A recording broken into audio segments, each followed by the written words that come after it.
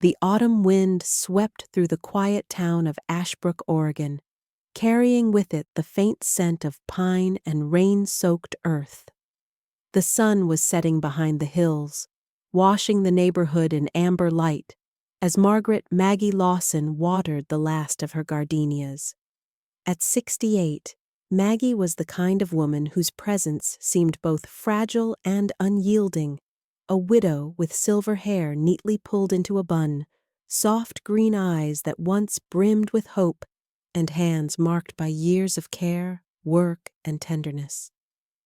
She stood barely 5'4", her frame delicate but her movements precise, the quiet discipline of someone who had spent a lifetime putting others first. Her small white cottage sat at the edge of town, surrounded by flowers that seemed to bloom longer than anywhere else. It had been her and Robert's home for 40 years. Robert, her late husband, had built the wooden porch with his own hands, carving their initials into one of the beams. He'd been gone for 6 years now, claimed by a sudden heart attack on a cold February morning. Maggie still kept his coffee mug by the sink, still spoke to his photograph on the nightstand, still wore her wedding ring as if removing it would erase him entirely. Her son, Ethan Lawson, was her pride and her ache. Ethan, now 38, had been the kind of boy who built toy rockets and swore he'd become an engineer. He had Robert's dark hair and sharp jawline, though time and stress had added faint creases around his eyes.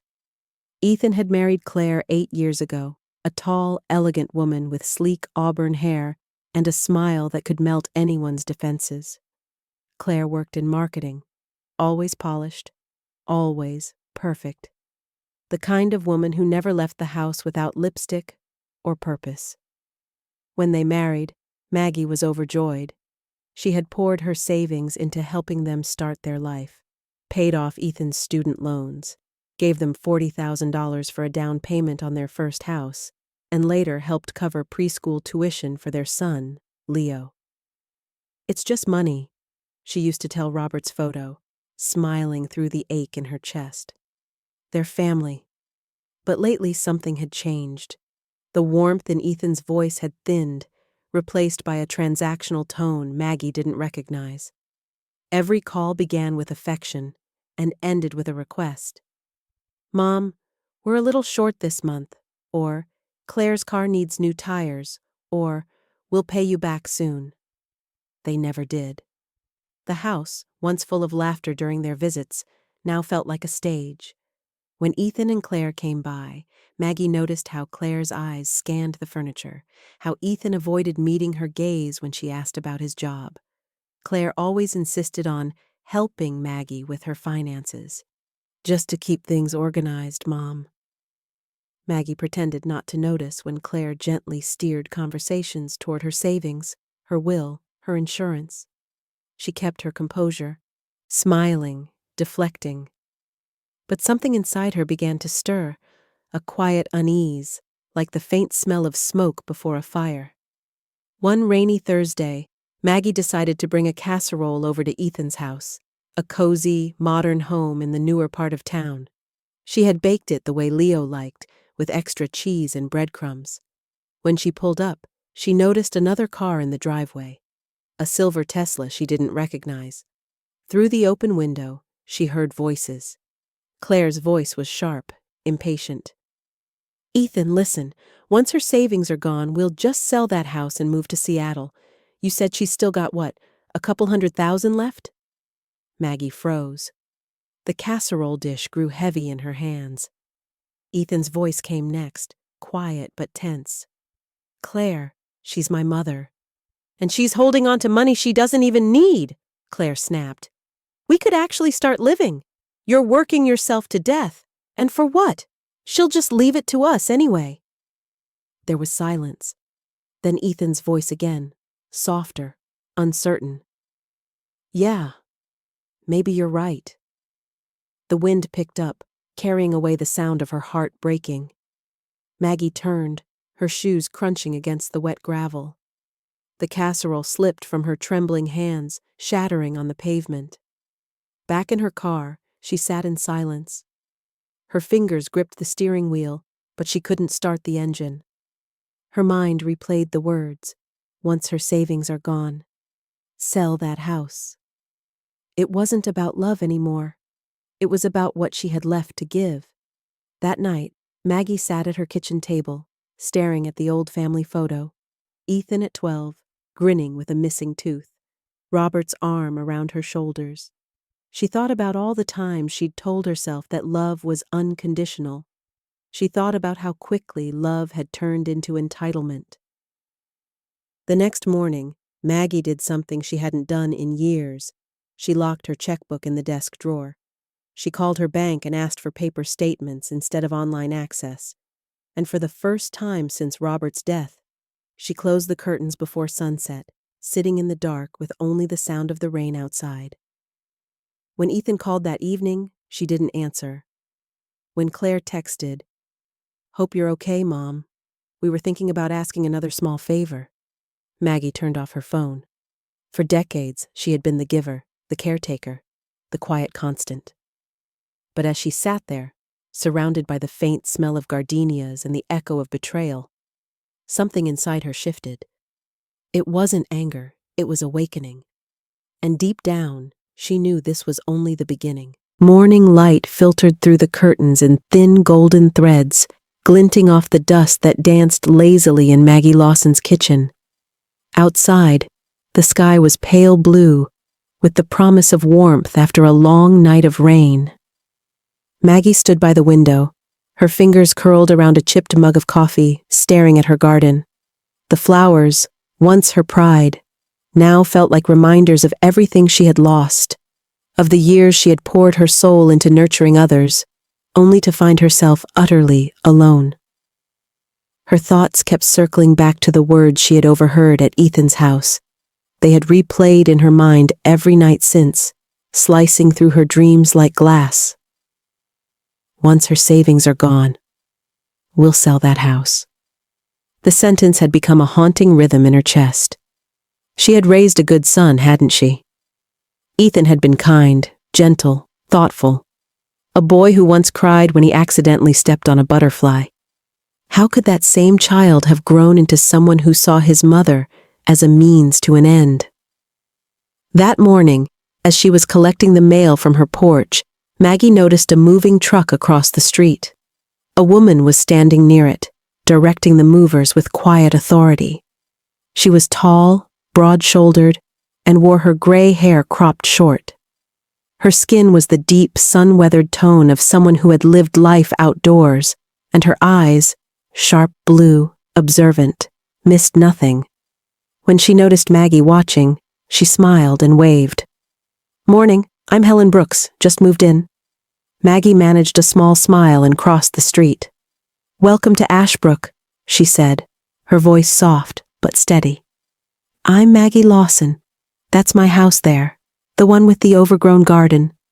Helen chuckled, a low, warm sound. "Overgrown gardens are the best kind, means someone loves them." There was something immediately comforting about her tone. Firm, yet kind. Helen was 70, though her posture was straight and her step sure, a trace of military precision in the way she moved. She had been a nurse for 40 years, she explained, mostly working in geriatric care before retiring.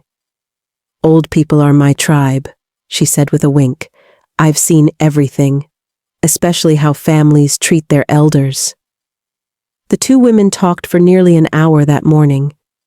There was something effortless about Helen's company.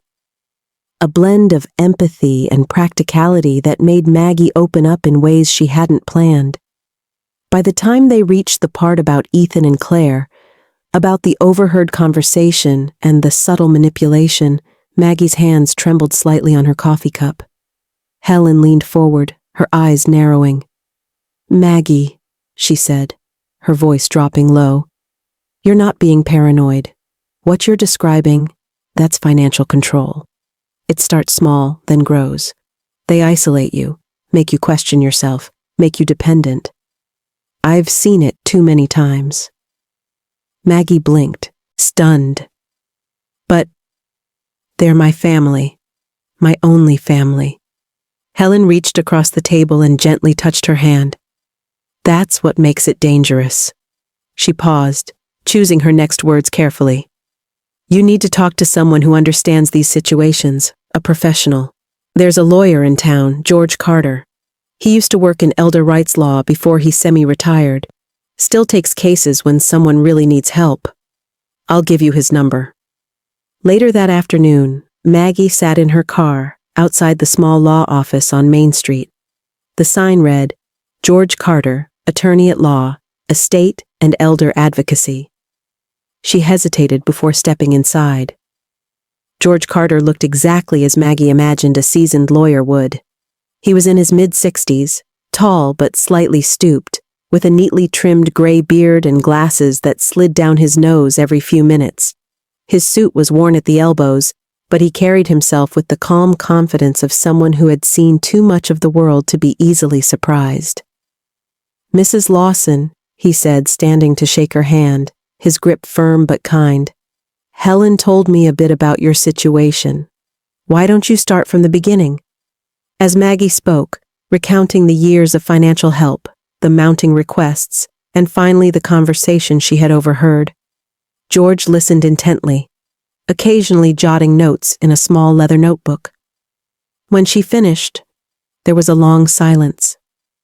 He sighed and leaned back. Maggie, he said, his tone serious. You're in what we call a financially controlled relationship. It happens more often than you'd think, especially between aging parents and adult children. You've been conditioned to believe their needs come before your security, and now, it sounds like they're taking the next step, isolation and legal control. Maggie frowned. Isolation? Yes, he replied. Cutting off your independence, making sure you depend on them for decisions, communication, finances. It's not always physical abuse, it's manipulation. Quiet, consistent, and very effective. He leaned forward. Has your son or daughter-in-law asked you to sign anything recently? Maggie hesitated. They've mentioned something about a power of attorney. Said it would make things easier if something ever happened to me. George nodded grimly. That's how it begins. Once you sign that, they can access your accounts, sell your property, even make medical decisions for you. You need to protect yourself. Quietly. Don't confront them yet. We'll take care of the paperwork. He explained the steps patiently, closing shared access, revising her will, moving her funds to a protected trust. Everything must look unchanged on the surface, he advised. If they sense you're taking back control, they might escalate. Maggie left the office with a strange mix of fear and resolve. The rain had begun again, a thin drizzle softening the world into muted gray. For the first time in years, she felt something solid under her feet. Not trust, not comfort, but clarity. That night, Ethan and Claire came over for dinner. Claire brought wine, her lipstick a perfect coral shade. We've been thinking, Mom, she began between sips. It might be a good idea to get some paperwork sorted. You know, power of attorney in case anything ever happens. Just practical stuff. Ethan avoided eye contact, fiddling with his napkin. It's just to make sure we can help you, Mom. Maggie smiled softly, hiding the tremor in her chest. That sounds very responsible, she said. Why don't you bring the papers next week? Claire's eyes gleamed with satisfaction. Perfect. I'll have everything ready. The next morning, Maggie walked into her bank. The teller, a young man named Owen with freckles and nervous energy, greeted her politely. Good morning, Mrs. Lawson. What can I help you with? I'd like to make some changes, she said. Discreet ones. By noon, every account had been transferred into her name only, linked to a private trust George had set up. Her will was rewritten and notarized. Everything she owned, the house, the savings, even Robert's old insurance policy, was now legally shielded from anyone but herself. As she drove home, the clouds began to break, sunlight spilling through in golden ribbons. Maggie exhaled, realizing she'd been holding her breath for weeks. For the first time since Robert's death, she felt like she was making a decision for herself, not as a mother, not as a widow, but as Margaret Lawson, a woman who had finally woken up. When she arrived home, she saw Helen watering her roses. Maggie waved and called out, "I did it." Helen smiled knowingly. "Good," she said. "Now keep it quiet. The real storm hasn't even started." Maggie looked toward the horizon, where dark clouds were gathering again. Somehow she knew Helen was right. A cold mist clung to the pine trees that surrounded Ashbrook that morning, the kind of damp chill that sank deep into the bones. Maggie Lawson awoke to the sound of a soft, mechanical hum outside her window. It wasn't the usual song of birds or the rustle of wind. It was sharper, metallic. When she pulled back the curtain, her heart skipped. A man in a blue uniform was standing on a ladder, drilling something into the corner of her porch roof. A small black camera glinted in the pale light. She stepped outside, her robe wrapped tightly around her frail frame. "Excuse me," she called, her voice cutting through the mist. The man, a heavy-set technician in his 40s with thinning blonde hair and a patient face, turned toward her. His badge read Harlan Security Services. "Can I help you, ma'am?" he asked politely. "What are you doing to my house?" she demanded. "Installing cameras," he replied matter-of-factly. "Mr. Ethan Lawson arranged the service, said it was for your safety." Maggie felt the world tilt slightly. "He had no right to do that," she said, her voice trembling. "This is my property." The man hesitated, clearly uncomfortable. "I'm just following the order, ma'am. Maybe you should call him to confirm." She turned away, before he could see the tears of fury welling in her eyes. Inside, she dialed Ethan's number with shaking fingers. He answered after 2 rings, his tone falsely calm. "Morning, Mom." "What are these cameras doing on my house?" she asked, trying to keep her voice steady. "Oh, that," he said casually. "Claire and I thought it'd be best. You've been forgetful lately. You left the stove on last week, remember?" "That never happened," she snapped. "Mom, you probably just don't remember. It's fine. The cameras are just to keep you safe." "Safe from whom, Ethan?" There was a pause. Then his voice hardened. "From yourself." When he hung up, Maggie sat in the kitchen staring at her trembling hands. The coffee she'd made was growing cold. "They think I'm losing my mind," she realized. Or worse, they wanted everyone else to believe it. Within days, their plan unfolded like a carefully written play. Neighbors began to treat her differently. Mrs. Dalton, who lived 2 houses down, a plump, gossipy woman with silver curls and a fondness for lemon pie, stopped by with a forced smile. "Maggie, dear," she said, patting her arm. "Ethan told me you've been having trouble lately. I just want you to know we're all here for you." Her voice had that syrupy sweetness people use when speaking to children or the very old. Even her family doctor, Dr. Harris, called to schedule an urgent wellness visit. He was a kind man in his 50s, always smelling faintly of peppermint and coffee. But this time his tone carried caution. "Your son mentioned some memory issues, Maggie," he said gently. "Just routine, but we should run a few tests." She wanted to scream, to tell him she wasn't crazy, that her own son was orchestrating a smear campaign against her. But she bit her tongue. Arguing would only make her look unstable, and that was exactly what Ethan and Claire wanted. The situation escalated. Someone had accidentally reported unpaid bills to the utility company. Twice she found her wallet on the kitchen counter with several bills missing. When she confronted Ethan, he sighed dramatically. "Mom, you must have misplaced it. This isn't healthy. You're scaring Claire." That night, she cried alone in her bedroom, clutching an old photograph of Ethan as a boy, freckled, smiling, holding a kite. How could he have become this? What had gone wrong in the years between that innocent smile and this cold, calculating man?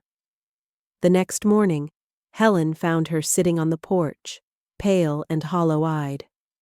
The older woman was dressed in her usual way: denim jacket, hiking boots, and a defiant red scarf around her neck. She took one look at Maggie's face and knew. "They've started, haven't they?" Maggie nodded. "They're calling people, my doctor, the neighbors.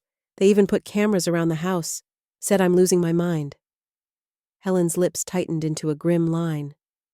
"If they want a war, Maggie," she said evenly, "give them one. But play it smart." "I don't even know where to start," Maggie whispered. Helen reached into her bag and pulled out a small black recorder.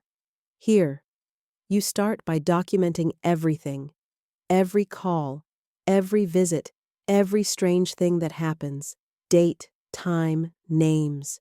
You record conversations too, especially with them. The law is your shield now." Something inside Maggie stirred. Fear was still there, yes, but it was hardening into something stronger. Resolve. That afternoon, she drove to George Carter's office. When she entered, he was bent over a stack of papers, his glasses perched crookedly on his nose. He looked up and frowned slightly when he saw her face. "They've made their move, haven't they?" Maggie nodded. "They're trying to make me look insane." George sighed, rubbing his temples. "That's a common tactic. Once they convince others you're not mentally competent, they can file for guardianship and take control of everything. We need evidence that you're lucid and capable. I'll arrange an independent psychiatric evaluation. Someone the court trusts." He scribbled a note and handed it to her. "Dr. Simone Reed. She's tough, but fair. Former forensic psychologist. She'll see through any manipulation." As Maggie drove home, she rehearsed what she would tell Dr. Reed about the lies, the cameras, the stolen money. But when she reached her driveway, her stomach twisted, because standing there was Claire, holding a grocery bag and smiling that perfect rehearsed smile. "Hi, Mom." Claire's voice was bright, falsely cheerful. She was a striking woman in her late 30s, tall, slim, always immaculately dressed. Her blonde hair was pulled into a sleek ponytail, her nails a glossy nude shade. But behind her carefully painted smile, Maggie saw the coldness of calculation. "I brought you some soup," Claire said, setting the bag on the counter. "We've been so worried about you." Maggie didn't respond. She simply turned on the small recorder Helen had given her and placed it on the counter beside her teacup. Claire continued, her tone dripping with feigned concern. "Ethan's been so upset. He says you've been confused lately, forgetting where you put things. Maybe you should let us handle your bills for a while." Maggie looked at her calmly. "I appreciate your concern, dear, but I'm perfectly capable of managing my affairs." Claire blinked, then laughed softly, the sound brittle. "Of course you are. I just think you need a little rest." When she finally left, Maggie checked the recording. Every word, every fake laugh was there. Proof. Over the next week, Maggie began building her case. She kept a notebook by her bed, writing down each incident: the cameras that blinked red at night, the unexplained charges on her credit card, even the police officer, a young man named Officer Delgado, who knocked on her door after Ethan called in a wellness check.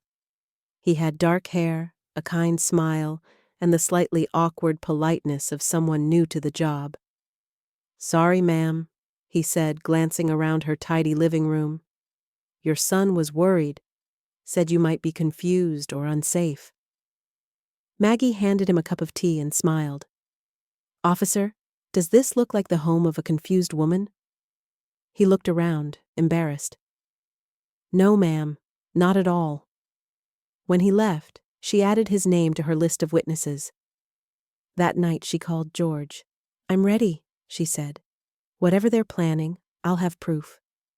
George's voice was calm but approving. "Good, keep documenting. The truth will expose them eventually. But timing is everything. Don't show your hand until we're ready." As Maggie hung up, she looked around her home, the place where she had raised her son, celebrated birthdays, mourned her husband. Now it had become a battlefield, wired with eyes she didn't trust. But for the first time in a long while, she wasn't just the victim. She was the hunter, quietly gathering her weapons. Outside, the mist had lifted, revealing a sky streaked with violet and gold. Maggie stood at the window, watching the light fade, her reflection staring back. A woman betrayed, but not broken. The war had begun, and this time, she intended to win. The morning sun hung low over Ashbrook, painting the sleepy town in thin gold lines. Maggie Lawson sat at her kitchen table, hands wrapped tightly around a cup of coffee that had long gone cold. The house was quiet, too quiet. The faint hum of the refrigerator was the only sound, but her mind was roaring. She could feel it coming, the next move in Ethan's cruel game, and she was right. By noon, a white envelope slid under her door. Inside was a notice stamped with the cold authority of law. Petition for guardianship. Her eyes blurred as she read the words again and again. Ethan Lawson and Claire Lawson were requesting the court to declare her legally incompetent. They were trying to strip her of her freedom, her dignity, her name. Her hands trembled as she dialed George Carter's number. Within an hour, his black sedan pulled into her driveway. George, in his mid-50s, carried the steady presence of a man who had seen too much of the world's unfairness. His salt and pepper hair was slicked back, and his sharp gray eyes studied everything, missing nothing. Years in family law had turned his expression into one of permanent skepticism. "They've gone for the jugular," he said after scanning the papers. "A full petition for guardianship means they want control over your estate, your accounts, everything." Maggie's voice cracked. "They're my children, George, my son and his wife. How can they do this to me?" George sighed. "I've seen it before, Maggie. Greed makes people unrecognizable. The estate, your house, your savings, it's worth nearly $500,000. That's enough to turn love into ambition." The words cut deeper than any blade. Maggie felt her chest tighten. $500,000. That's what 40 years of my life amounts to for them. She leaned back, staring out the window at the oak tree Henry had planted the year Ethan was born. Its branches reached upward, strong and loyal, everything her son no longer was. The hearing was scheduled for the following week. George explained the situation calmly, as if speaking to a client rather than an old friend. "They'll bring witnesses," he said. "Usually neighbors, doctors, anyone they can influence. It's standard in these cases to make you look unstable." And they did. The first was Mrs. Dalton, the gossiping neighbor with her pastel cardigans and a voice like a squeaky hinge. On the stand, she said with exaggerated sorrow, "Poor Maggie's been acting strange lately. I saw her talking to herself in the garden just last week." Maggie wanted to scream. It had been her conversation with her late husband's photograph, something she did when she missed him too much. Next came Dr. Harris. The betrayal in his face hurt the most. His kind brown eyes avoided hers as he read from his report, his voice detached. "She has displayed signs of mild cognitive impairment, forgetfulness, confusion about dates."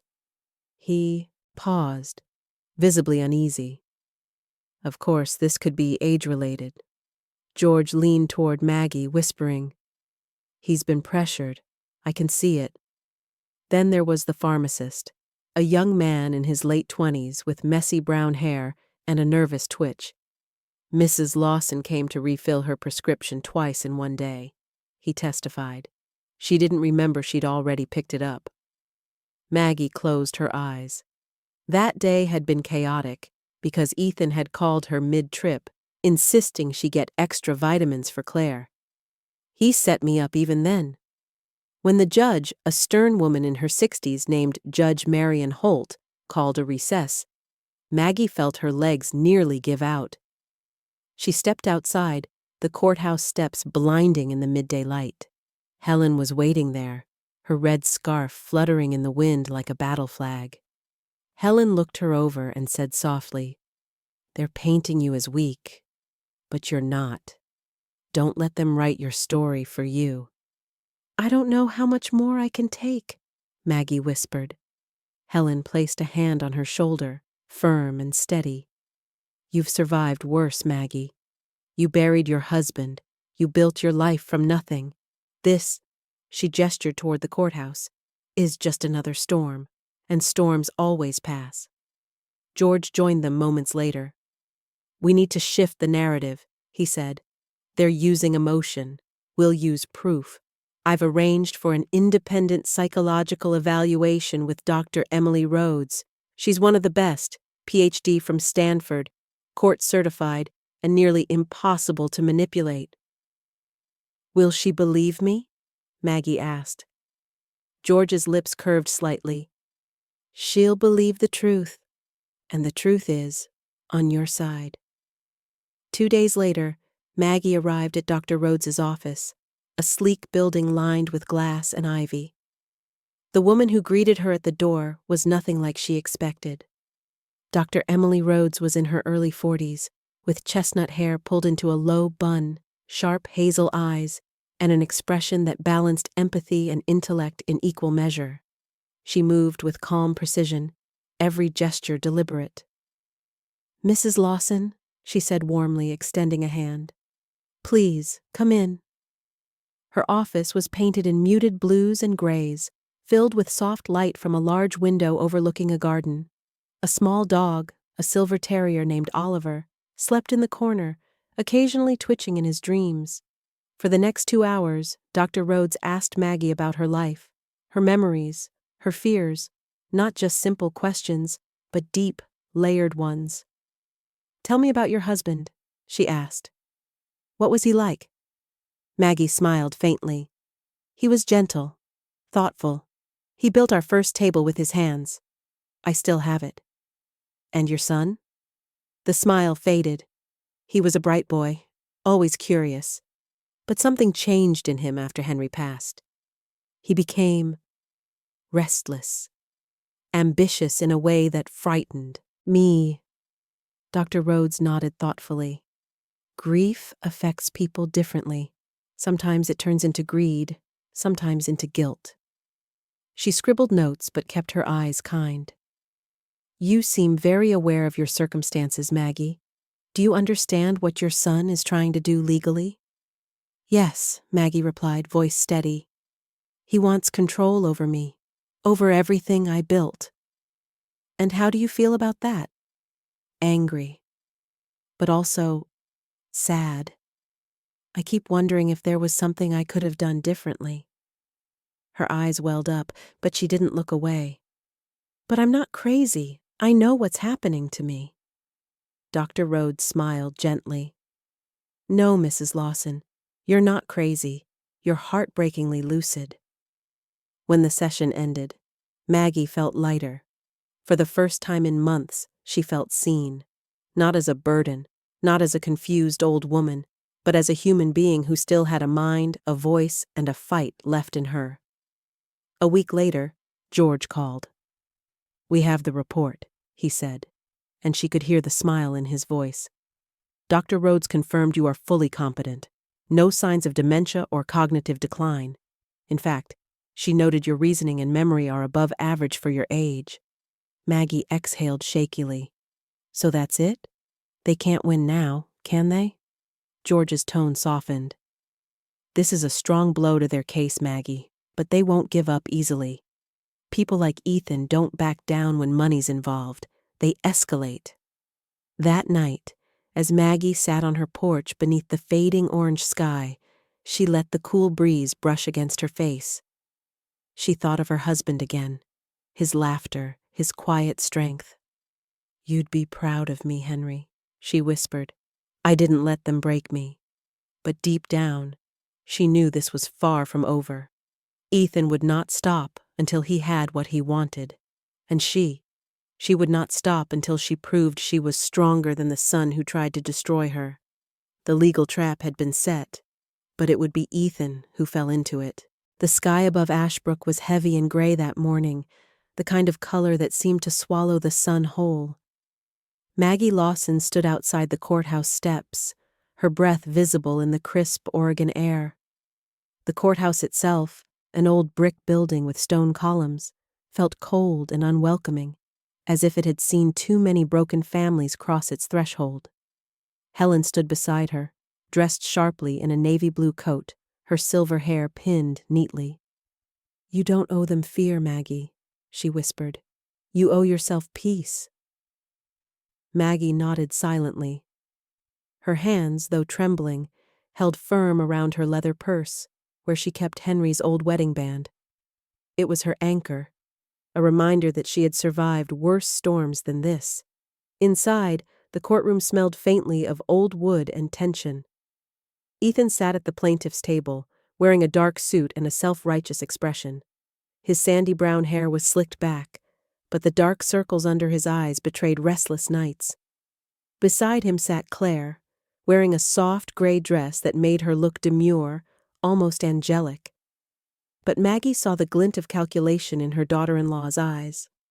Their lawyer, Martin Sloane, was a tall, thin man in his 40s, with a sharp jawline and neatly trimmed beard.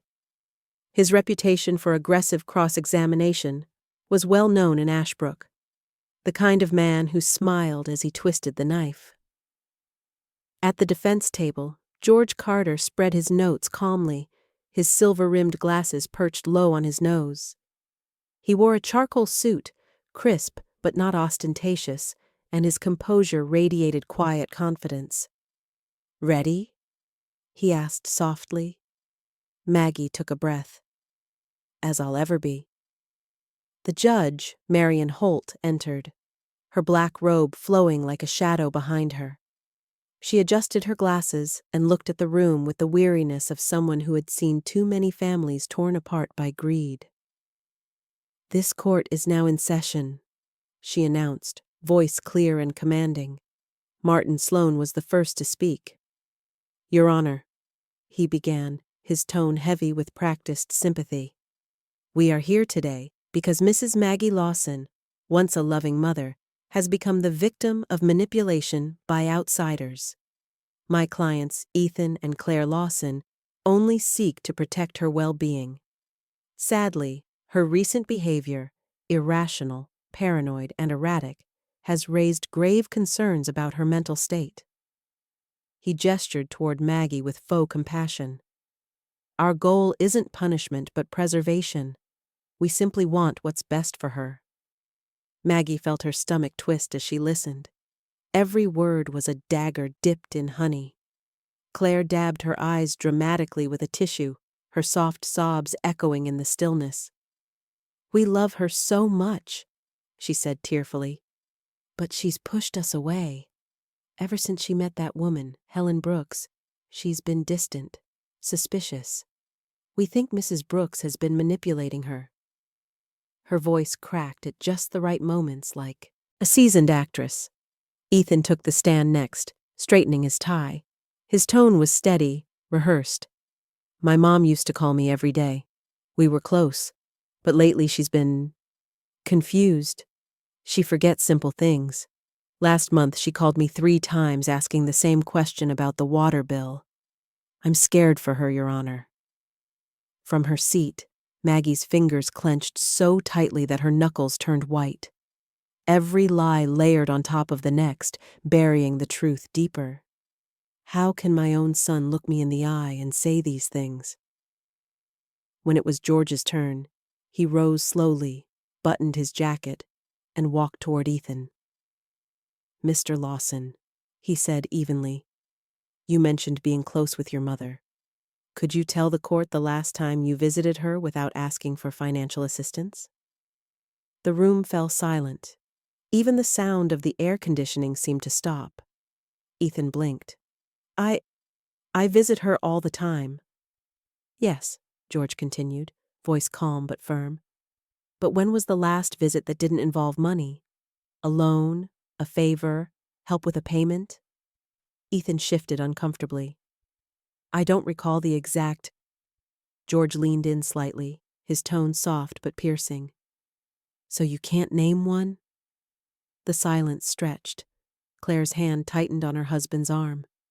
Judge Holt watched quietly, expression unreadable. No further questions, George said, turning back to his table. Claire took the stand next. George's questioning was gentle but unrelenting. Mrs. Lawson, he began, you've accused your mother-in-law of erratic behavior. Could you describe one incident that endangered her or anyone else? Claire hesitated. Well, she sometimes forgets things, like where she puts her keys. Many people forget where they put their keys, George replied. That's not a sign of incompetence. It's a sign of being human. The courtroom chuckled softly. Claire flushed crimson. After the plaintiffs finished their testimony, George called Dr. Emily Rhodes. Dressed in a cream blouse and a navy skirt, Dr. Rhodes carried herself with quiet authority. Her dark hair framed her sharp, intelligent features. She placed her hands calmly on the stand and met the judge's gaze. Dr. Rhodes, George began, you performed a psychological and cognitive evaluation of Mrs. Lawson, correct? Yes, she replied, her tone measured. A series of tests evaluating memory, reasoning, problem-solving, and emotional stability. And what were your findings? Dr. Rhodes looked directly at the judge. Mrs. Lawson is fully competent. Her memory, reasoning, and emotional regulation are well above average for her age group. There are no signs of dementia, Alzheimer's, or any mental impairment. Martin Sloan jumped in. Is it possible she could be concealing symptoms? Dr. Rhodes turned to him, her expression cool. Possible? Perhaps. But not likely. In my 20 years of clinical practice, I've rarely encountered a patient more self-aware or articulate about her circumstances than Mrs. Lawson. The words settled over the room like a quiet earthquake. George called his final witnesses, Helen Brooks, and 3 members of the Ashbrook Senior Garden Club. Helen, with her clear blue eyes and confident posture, spoke firmly.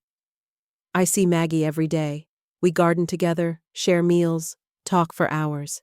She is healthy, active, and sharp as a tack. If this woman is incompetent, then I suppose the rest of us should be institutionalized too. The courtroom rippled with restrained laughter.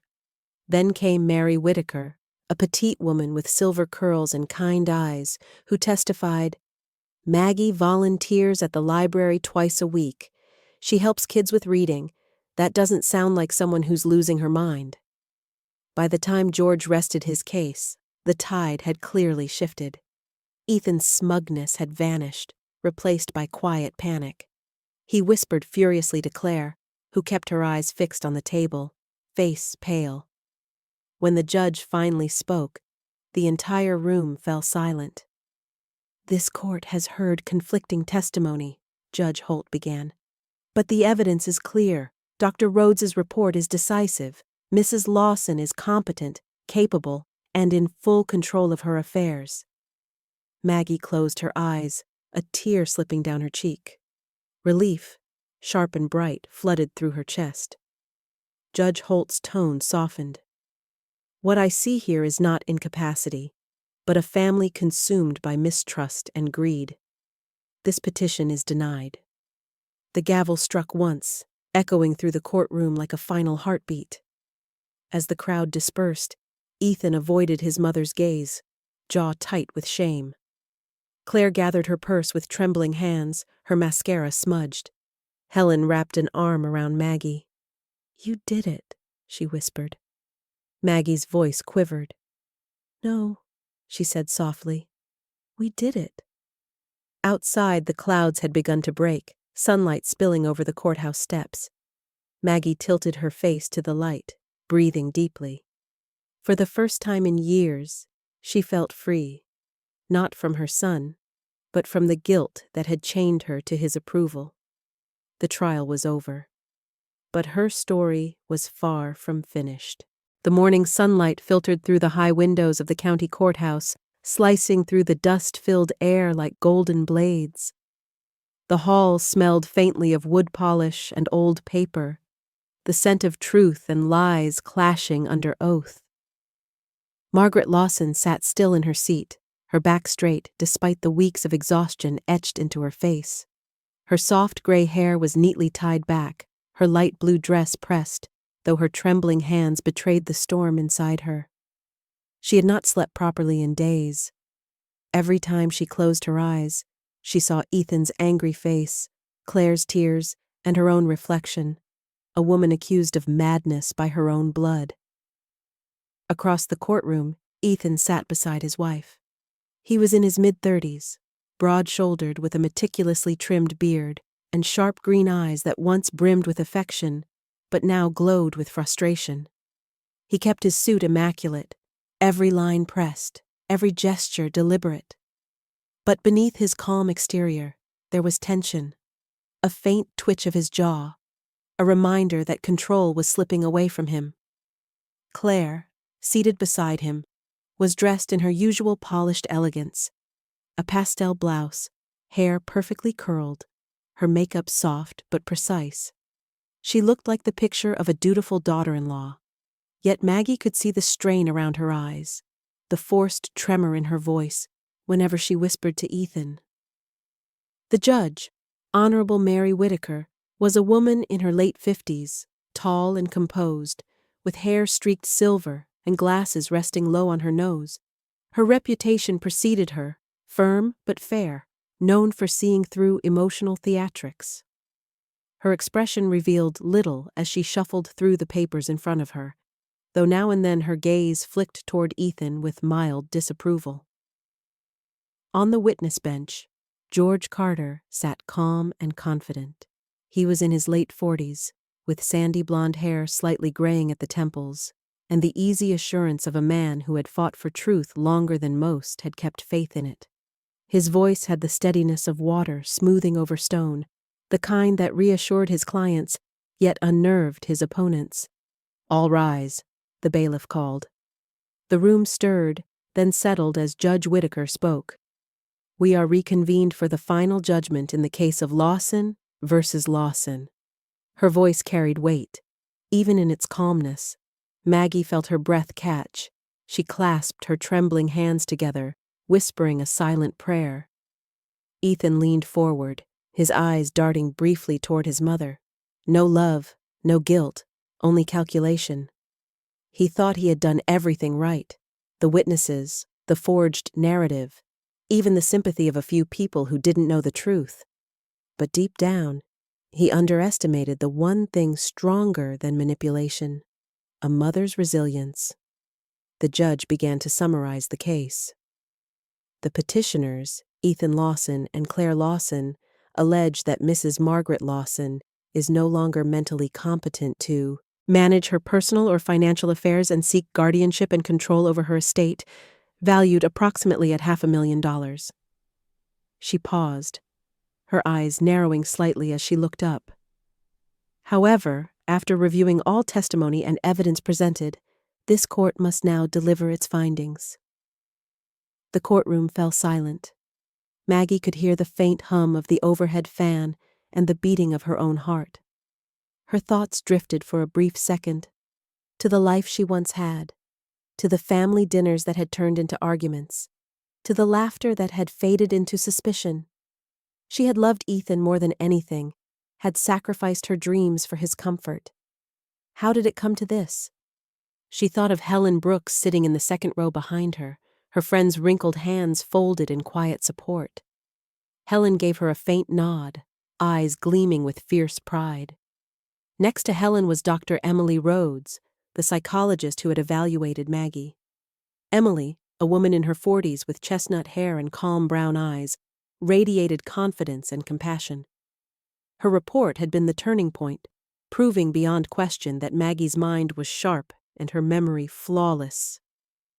"The defense has provided substantial evidence," the judge continued, "including testimony from Dr. Rhodes, who concluded that Mrs. Lawson is of sound mind and fully capable of managing her own affairs."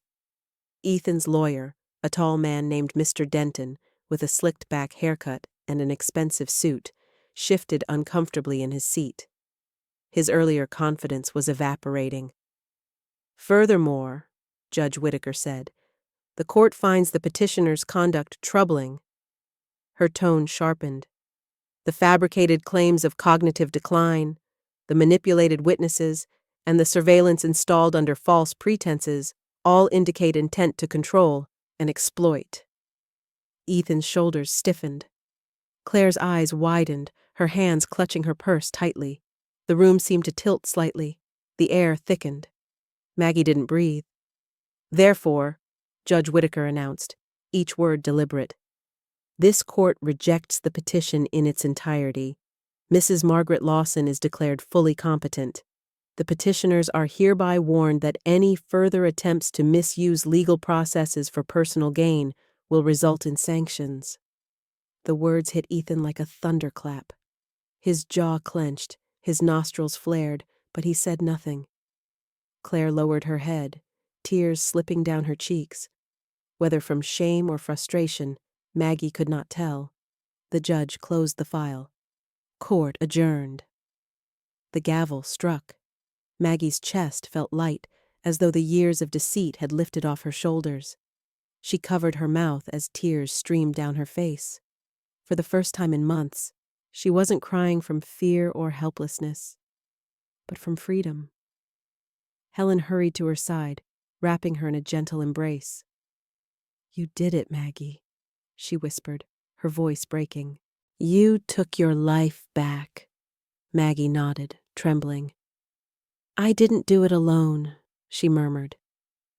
George approached, his calm face breaking into a smile. You were the bravest client I've ever had, Mrs. Lawson, he said. But I think you've been brave all along. You just forgot what it felt like. Maggie's laughter was soft, but unsteady. Thank you, George. Thank you both. As they stepped out of the courthouse, the autumn air greeted them, crisp, cool, and alive with the scent of falling leaves. The world outside seemed brighter. Maggie tilted her face toward the sun, feeling warmth touch her skin for the first time in what felt like years. She knew the road ahead wouldn't be easy. Her relationship with Ethan might never heal, but she no longer needed to beg for his love or his validation. She had found something deeper, her own voice. Let's get some tea, Helen said, linking arms with her. I think you've earned something stronger, George added with a grin. Maggie laughed through her tears. Maybe I have. As they walked down the courthouse steps, she took one last glance behind her. Ethan stood in the doorway, staring at her, fury and disbelief mixing on his face. For a moment, their eyes met, mother and son, bound by blood, divided by greed. She didn't hate him, but she would never let him break her again. The wind picked up, scattering golden leaves across the steps, and Maggie whispered softly to herself, This time, I choose me. The sky over Portland that evening was brushed in strokes of soft rose and amber, the kind of sunset that promised peace rather than spectacle. A cool breeze drifted in from the Willamette River, carrying the scent of rain-soaked pavement and blooming lilacs. Maggie Lawson stood on the balcony of her small apartment, her fingers wrapped around a cup of chamomile tea. For the first time in years, she felt her heart beating without weight. The apartment was modest, a one-bedroom space with pale yellow walls and wide windows that overlooked the city below. Sunlight spilled across her easel, where a half-finished canvas waited. The painting was of a wide open road bordered by autumn trees, a road leading somewhere new. Maggie smiled faintly. It wasn't just art. It was her freedom in color and light. Her reflection in the glass door showed a woman transformed. The lines on her face were still there, but softer now, shaped more by laughter than sorrow. Her once tired eyes held a spark again, and her silver hair, cut short in a neat bob, shimmered in the dying light. There was something quietly proud about her posture. Not arrogance, but survival. Inside, her small living room was alive with warmth. potted ferns by the window, stacks of books, a cat curled up on the couch, a tabby named Willow. Willow was a rescue, a plump 3-year-old with golden fur and green eyes full of suspicion for everyone except Maggie. The cat had been timid at first, hiding under furniture, but slowly began to follow Maggie around the apartment. Sometimes Maggie thought Willow was the mirror of her own soul, once frightened, now learning how to trust again. 3 months had passed since the trial. Maggie had sold the old family house, the place where every wall whispered betrayal. The decision hadn't been easy. She had walked through every room before signing the papers, her fingers brushing the worn banister, the dent on the kitchen counter where Ethan had once slammed a toy truck as a child, the garden where Henry had planted marigolds. Each memory stung, but she knew keeping that house meant keeping the ghosts. Freedom had a price, but it was one she was finally willing to pay. She had donated half of her fortune, over $200,000, to an organization called Silver Voices, which supported elderly victims of financial abuse. Its founder, a woman named Teresa Mallory, had been one of the first people to reach out after reading about her case in the local newspaper. Teresa was in her early 60s, tall and broad-shouldered with short salt and pepper hair, and the commanding presence of someone who had seen too much injustice to stay silent. Her voice was deep and kind, but her eyes burned with purpose. When Maggie first met her at the small Silver Voices office, she remembered thinking Teresa looked like the embodiment of strength. "What happened to you?" Teresa had said gently. "Isn't rare. It's just rarely spoken about. Most people suffer in silence, ashamed, afraid, or too old to fight back. You fought. That matters." Maggie had simply nodded, too emotional to speak. She didn't feel like a hero. She just wanted to feel human again. Yet, as the days turned into weeks, Maggie began volunteering with the organization. She answered calls from victims, voices trembling, stories eerily similar to her own. "My son took my pension. My daughter changed my will. They say I'm confused, but I'm not." Each call reopened a wound, but also stitched it shut in another way. Helping others became her quiet rebellion against what Ethan and Claire had done. Sometimes, she wondered where they were. After the court ruling, they disappeared. No calls, no letters, not even an apology. At first, the silence hurt, but over time she realized it was a gift. The noise of manipulation had finally gone quiet. Helen Brooks remained her anchor. Helen visited every Sunday, usually carrying a box of scones or a bottle of homemade jam. That afternoon, as the sun dipped lower, Maggie heard the familiar knock. "Doors open," she called. Helen entered, her small frame wrapped in a long cream coat. Her hair, silver as frost, was tucked neatly under a knitted hat. Though she was 70, her movements were brisk, her sharp eyes still full of mischief. "You know, Maggie," Helen began with a grin, setting down her basket, "for someone who swore she hated city life, you look quite at home here." Maggie laughed softly. "Maybe freedom looks good on me." Helen handed her a cup of steaming tea. "See? Freedom suits you." They sat by the window as twilight spread its violet hue across the city. The lights of Portland flickered on one by one like fireflies. Helen took a slow sip, studying her friend. "Do you ever miss them?" she asked quietly. Maggie stared out at the skyline. "Sometimes," she admitted, "but not the way they were at the end. I miss who I thought they were, who I believed I raised." Her voice trembled slightly. "But I can't live in that grief anymore. Missing the past won't build a future." Helen nodded in understanding. "You've come farther than most people ever do. You're allowed to be happy now." Maggie smiled faintly, brushing her thumb over the rim of her cup. "For a long time, I thought love meant sacrifice, that being a good mother meant giving everything, even when it hurt. But love without respect isn't love. It's a transaction. and I finally stopped paying the price. Later that night, after Helen had gone home, Maggie sat at her writing desk. The apartment was quiet except for the rhythmic hum of traffic below and the soft purring of Willow on the windowsill. She took out a sheet of cream-colored paper and began writing. Love should never come with a price tag, and no one should ever have to pay to be respected. She paused, tapping the pen against her lip. Then she added, if you're reading this and you feel trapped, remember, your worth doesn't depend on how much others take from you. It begins the moment you decide to keep something for yourself. She folded the letter neatly and placed it inside a drawer labeled For Silver Voices. She wanted her story to be shared, not as a tragedy, but as a lesson. Later, she returned to her balcony. The city stretched before her like an open canvas. The night air was crisp, the stars faint but steady.